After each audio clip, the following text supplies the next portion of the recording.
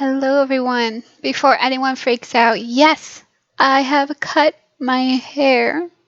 It's kind of a tradition for me that every summer I cut my hair so that when the fall comes around, it's about this long, and when winter comes around, it's like this long, and when it's spring, it's like this long. So, this is just a normal tradition of mine that every summer I cut my hair.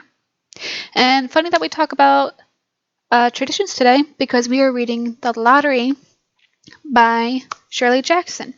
Just a fun little note that Shirley Jackson graduated from Syracuse University. Like she's from Syracuse in a way. So, with today's story, we're going to read about traditions. And this reading comes from softschools.com. It's a short version of the story. If you want the full version, I'm having really bad glare with my glasses. Let me just take these off. If you want the full version of the story, go ahead and give me a message and I'll give you the full version.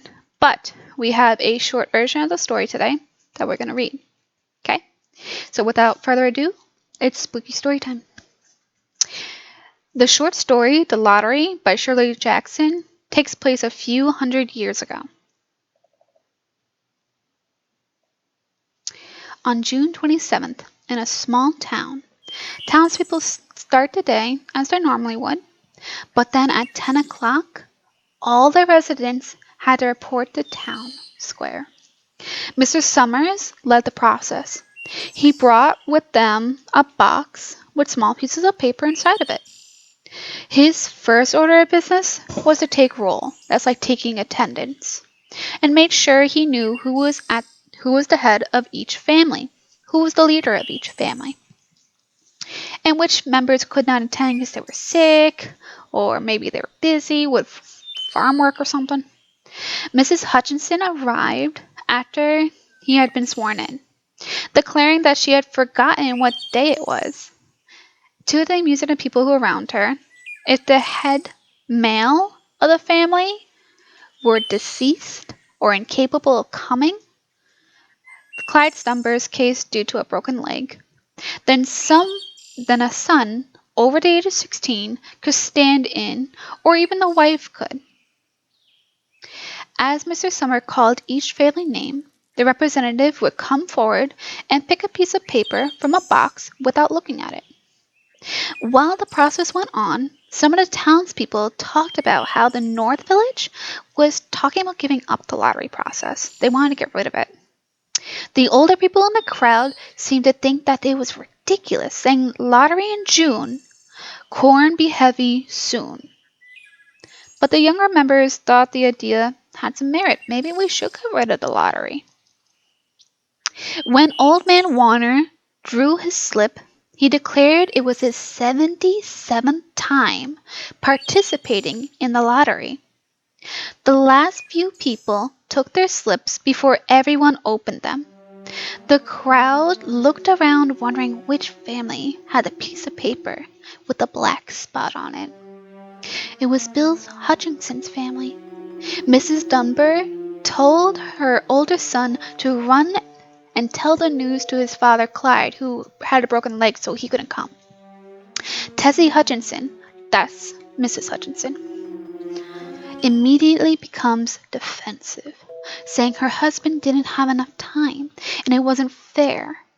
But those around her encouraged her to calm down, including her husband, who told her to shut her mouth. Then Mr. Hudson, I'm sorry, I'm getting all the characters confused.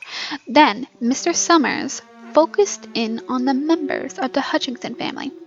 This included Tessie, Mrs. Hutchinson, Bill, Mr. Hutchinson, and their 3 kids, Bill Jr., Nancy, and Dave. Since Dave was only a toddler, Mr. Grave assisted him with his turn to draw a slip of paper from the box. Once again, after the 5 of them had a slip of paper, they opened them all together. Bill Jr. and Nancy smiled as they held their blank slips above their head for everyone to see. Mr. Graves opened little Dave's, and everyone sighed. Finally, Bill reluctantly showed his blank slip, so everyone knew Tessie had the black spot. Mr. Summers then instructed the crowd to finish quickly. As they moved towards Tessie with stones they had gathered earlier that day. Some even handed little Dave, the toddler, a few pebbles. Mrs. Hutchington screamed that it wasn't fair as the crowd descended upon her with the stones. This story shows how some traditions are not worth hanging on. They believed that human sacrifice would help their crops grow, but they had no basis for this correlation, and the death of a fellow human does not seem worth having the extra corn. The story begins pleasantly enough, lulling the reader into a false sense of calm, especially with present day connections where we think the lottery is like winning money and it's a good thing. So when it becomes clear that the prize was death, the reader is appalled, they're upset. So that leads us to our question about traditions. Should we always keep traditions? Like my traditional cutting my hair every summer. Or this town's tradition of killing a person every summer for their crops. Let me know below what you think. Should we always keep traditions, even the ones that hurt us?